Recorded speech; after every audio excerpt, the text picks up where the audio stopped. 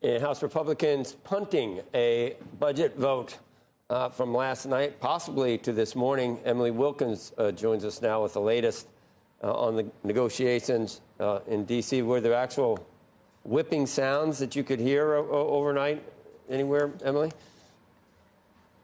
I mean, Joe, we've honestly been hearing these noises all week. We knew there were concerns all week. A group of more than a dozen House Republicans have raised concerns, and now they have gone ahead and stalled Trump's agenda over worries that the Senate-backed plan that moved the other week is going to add trillions of dollars to the deficit.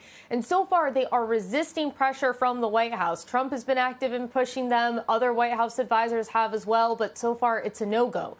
Speaker Mike Johnson does plan to hold the vote again this morning, and this, remember, is on a measure. It would really set the bar for how much Trump's agenda is going to spend in certain areas like taxes and then cut in others. But there are some deep divides right now between the House and Senate Republicans on these spending cuts, because under the measure, you've got two different instructions. The House would be required to cut at least $1.5 trillion in spending, but the same measure only requires the Senate to find $4 billion in cuts.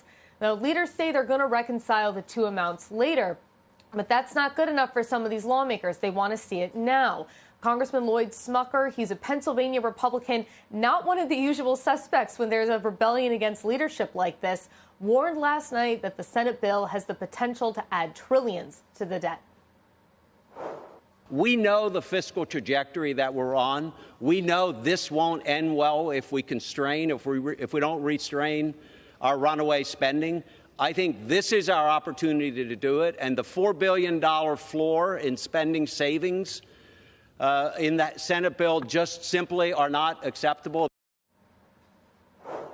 Senators say they ultimately do want bigger cuts, but setting a low floor now leaves them leeway later on as they figure out the specific policies that are going to go into this bill. Things like Medicaid cuts, lifting the SALT cap, no tax on tips. That's all expected to be tough negotiations. They want to give themselves some wiggle room.